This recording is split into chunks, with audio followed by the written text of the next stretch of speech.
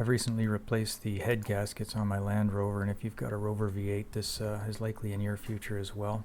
Just showing what's in place before disassembly here. We've got the MAF sensor there and the boot towards the plenum. There's a few electrical connectors and vacuum lines. This is the kickdown cable for the automatic transmission and the throttle cable where it attaches to the plenum.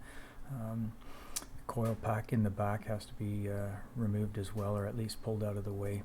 There's the hoses going to the throttle body heater and air conditioning line. Thankfully I didn't have to disturb the air conditioning at all really. I just pulled the compressor and alternator on that accessory bracket forward after removing it from the head. There are 3 bolts. There's 2 under the alternator and 1 behind the tensioner. So once you remove the tensioner, you can get at the 3rd bolt. So here we have the valve covers off and the intake out of the way, and looking at the rocker shafts before removal. Manifolds are off.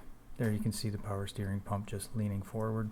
And here's my problem. This is driver's side head, cylinder number 5 exhaust leak, and my biggest fear was that the block or head or both had been torched by the leak, but I got lucky and that was not the case. So gaskets were good enough for me. Lots of carbon though, so that's a big job to clean that. I know this is done by some people in hours or a weekend, but just cleaning the carbon is a fair job. There's the gasket. You can see the failure of the fire ring there in the lower part of the frame, and that was my problem. And if this happens to you, you don't want to run the engine very long because that aluminum will torch out on either the block or the head side. So here we have it cleaned up a bit, threads chased, and I've just got pieces of rag in there after I've done my best to clean out those threaded holes. You can see the coolant lines there tied out of the way. Coil pack is loose but tied out of the way. Here the heads are going back on with studs instead of stretch bolts in this case.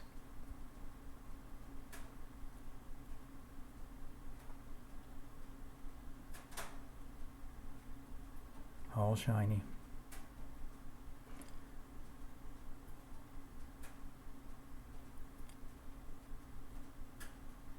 Here we have the rocker or push rods in rather. Rocker shafts on.